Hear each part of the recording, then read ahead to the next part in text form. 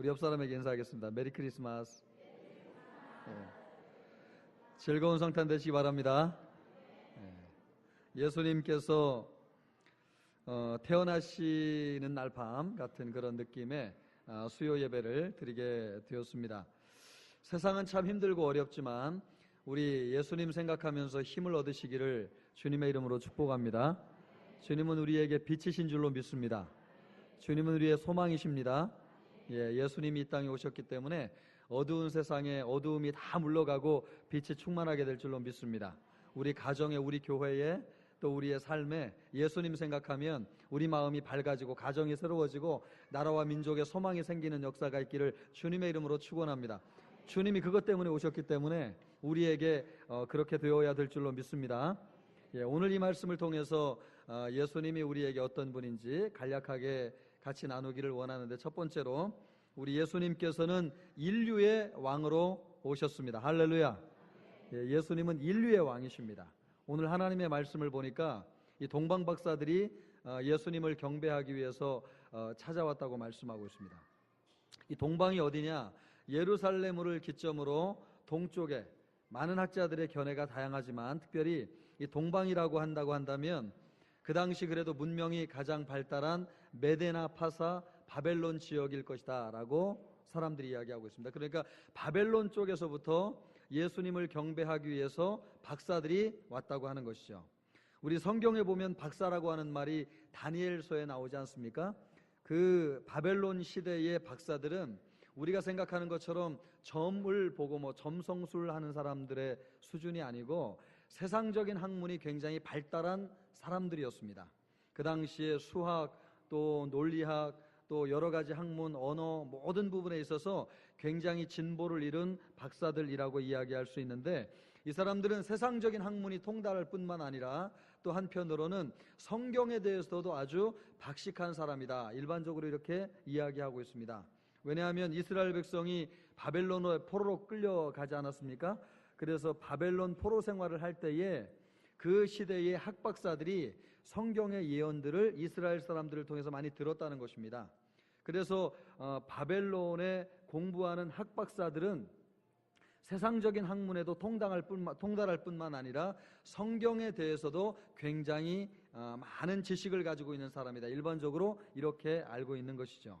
그래서 이 동방 박사들이 세상적인 학문을 대표할 뿐만 아니라 성경의 지식으로 충만한 사람들인데, 이 사람들은 당대의 세상 지식을 대표하는 가장 탁월한 사람이라고 이야기할 수 있겠습니다. 이런 사람이 예수님의 탄생을 축복하기 위해서 예루살렘을 찾아왔다가 베들레헴을 찾아오게 된 것이죠. 그러니까 이 동방 박사들이 예수님을 경배했다고 하는 것은 예수님께서 제사장들에게만 경배를 받는 분이 아니라 이 세상의 왕들에게, 또 이 세상의 모든 사람들의 왕으로 오셨다. 할렐루야. 그런 의미가 있는 줄로 믿습니다. 그래서 우리 예수님은 동방 박사들에게 경배를 받으셨다고 하는 것은 예수님이 세상의 임금으로 오셨다라고 하는 것을 말씀해 주고 있습니다. 오늘 예수님께서 우리에게 오셨는데요, 지체 높은 분들의 왕이기도 하지만 지체가 낮은 분들의 왕인 줄로 믿습니다. 또 부자들의 왕이기도 하지만 또 가난한 자들의 왕이신 줄로 믿습니다. 남자들의 왕이기도 하지만 여성들의 왕이 되시는 분인 줄로 믿습니다. 그래서 우리는 예수님 안에서 한 백성이고 하나 된 백성이라고 하는 것이죠. 그러므로 왕 대신, 인류의 왕이신 예수님 안에서 우리 모두가 이 시간이 하나 되는 시간인 줄로 믿습니다. 그래서 예수님이 인류의 왕으로 오셨다고 하는 것입니다. 두 번째로 오늘 말씀이 우리에게 주시는 것은 성탄절에 소외된 사람들을 위해서 기도하자는 것입니다. 어떤 사람들을 위해서 기도하자고요? 소외된 사람들이 있습니다. 믿지 않는 이방인들은 별을 보고 예수님을 경배하러 왔는데, 이 성경을 자세히 보니까 물론 믿지 않는 사람이긴 하지만 헤롯 왕 같은 경우에는 이 땅에 오신 아기 예수님을 배척하였습니다. 아기 예수님을 죽이려고까지 하였습니다. 그러니까 인류의 왕으로 오신 예수님을 모든 사람이 경배하고 예배하는 것은 아니라고 하는 것이죠. 헤롯 왕은 예수님이 유대인으로 왕으로 오셨다고 하는 말을 듣고 예수님을 찾아내어서 죽이려고 하였습니다. 예수님이 진짜 유대인의 왕으로 오셨다고 한다면 헤롯 왕의 자리가 없어지기 때문에 그렇습니다. 세상에는 헤롯과 같은 사람들이 많이 있습니다. 자신이 왕의 자리에 앉아서 진정한 왕이신 예수 그리스도를 마음에 모셔드리지 못하는 사람들이 많이 있는 거죠.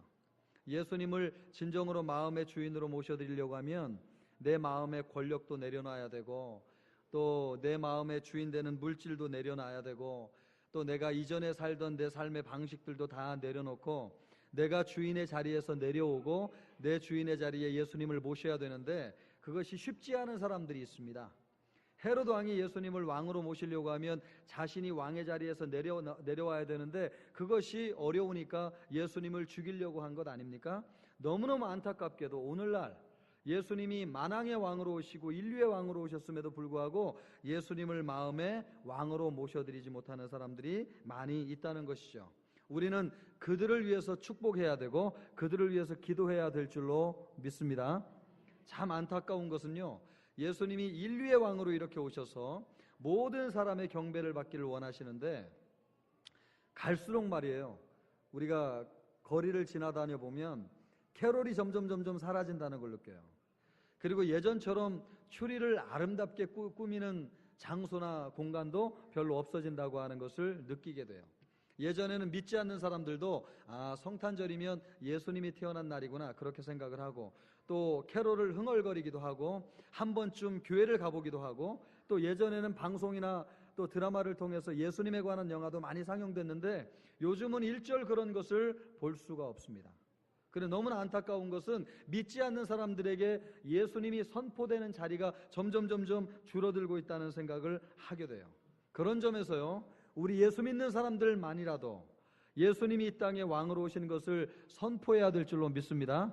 여러분이 있는 곳에서 캐럴도 좀 틀어놓으시고요, 또 그리고 예수님에 관한 영화나 이야기도 좀 많이 나누시기를 바라시고요, 예수님의 탄생을 축복하는 그런 표현들을 많이 하실 수 있기를 주님의 이름으로 축복합니다. 여러분 집에 혹시 추리해 놓으신 분 한번 손 들어보세요. 보셔요. 제가 작년부터, 감사합니다, 작년부터 추리를 하라고 그렇게 열심히 말씀을 드렸는데 추리한 집이 지금 몇 집 되지 않는 것을 보면 성탄절을 너무 썰렁하게 보낸단 말이죠. 그것은 주님의 뜻이 아닌 줄로 믿습니다. 예수님 표현하기를 원하세요. 예수님이 오신 것을 즐거워하기를 원하시는 줄로 믿습니다. 그래서 오늘 우리 주일학교 아이들을 통해서 예수님의 탄생을 축하하는 이 시간을 가지려고 하는 것은 지극히 주님이 기뻐하시는 뜻인 줄로 믿습니다. 그래서 우리가 마음을 같이 하게 될 때요, 정말 많은 사람들이 예수님의 탄생을 즐거워할 뿐만 아니라 예수님을 마음속의 구조로 영접하지 못하는 소외된 사람들에게도 축복의 시간이 되는 역사가 있게 될 줄로 믿습니다. 세 번째로, 예수님은 어떤 분이냐? 어디에나 계시지 않은 곳이 없는 분이 바로 예수님이십니다. 예수님은 베들레헴에서 태어나셨습니다. 6절 말씀을 보니까요, 또 유대 땅 베들레헴아 너는 유대 고을 중에서 가장 작지 아니하도다. 내게서 한 다스리는 자가 나와서 내 백성 이스라엘의 목자가 되리라. 퀴즈를 내겠습니다. 예수님이 어디에서 태어나셨습니까? 안 들으셨어요? 예수님이 어디에서 태어나셨어요? 예, 베들레헴에서 태어나셨어요. 베들레헴은 예루살렘으로부터 한 남쪽으로 8km 정도 떨어진 곳에 있는 아주 자그마한 동네입니다. 예수님이 그 지척에 두고 말이에요, 예루살렘에서 태어나지 아니하시고 베들레헴에서 태어나셨어요. 이것이 우리에게 던져준 아주 중요한 의미가 있습니다. 예루살렘은 누구나 올라갈 수 있는 곳이 아니었습니다. 예루살렘은 성인 남자들만 1년에 3차례 올라갈 수 있었는데 그것도 여유를 가지고 있는 사람들만 올라갈 수 있었습니다. 남자나 여자나 아이들은 예루살렘에 올라간다고 하는 것이 쉽지 않았습니다. 그리고 올라가서도 많은 절차와 제한이 있었습니다. 더군다나 헤롯이 통치할 당시에는 통제가 심해서 예루살렘에 올라간다고 하는 것이 더더욱 어려웠습니다. 그래서 예루살렘에는 주로 지체 높은 사람들, 그리고 권세가 있는 사람들, 좀 물질적인 성공을 한 사람들, 이런 사람들이 예루살렘에 갈 수 있었습니다.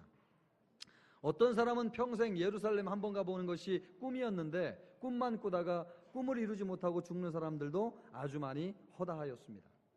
만약에 예수님께서 예루살렘에서 탄생하셨다고 한다면 예수님을 만나기를 원하는 사람들 대부분이 예루살렘에 올라가지 못했을 것입니다. 그런데 오늘 예수님께서 놀랍게 어디에서 태어나셨다고요? 예, 베들레헴에서 태어나셨습니다. 베들레헴은요, 아무나 갈 수 있는 장소고요, 또 가난한 사람도 갈 수 있는 곳이고, 또 거처가 불분명한 사람도 가서 언제든지 예수님을 만날 수 있는 곳이 베들레헴이었습니다. 심지어 예수님 자신도 베들레헴 말구유에서 태어나지 않았습니까? 누구나 거처가 없는 사람도 얼마든지 머물 수 있는 곳이 바로 베들레헴이었습니다. 그래서 예수님을 만나기를 원하는 어떤 사람도 만날 수 있다고 하는 것이죠. 가난한 자도 부자도, 또 몸이 불편한 사람도 건강한 사람도, 시골에 사는 사람도 도회지에 사는 사람도 우리 예수님은 공평 없이 공평하게 모든 사람을 만나주는 줄로 믿습니다. 이 시간 우리 이 예수님의 탄생을 통해서 우리 모두가 예수님 안에서 하나 되는 귀한 시간 되기를 주님의 이름으로 축원합니다. 이 아기 예수님은 누구시냐? 바로 하나님이시죠. 예수님이 성장해서 하나님이 되시는 것이 아니고 예수님은 태어날 때부터 하나님이었습니다. 그러므로 예수님을 찬양하고 경배해야 됩니다. 그분의 권위에 합당한 예우를 올려드려야 되겠습니다. 동방박사들은 아기 예수님을 경배하기 위해서 왔다고 말했습니다. 그들이 경배한 예수님을 말구유에 누이신 바로 아기 예수님이십니다. 그래도 그분이 하나님이라고 하는 것을 알고 아기 예수님을 경배하였습니다. 오늘 우리도 아기 예수님이시지만 그분을 하나님으로 섬기고 경배하는 우리 모두가 되시기를 주님의 이름으로 축복합니다. 기도하겠습니다.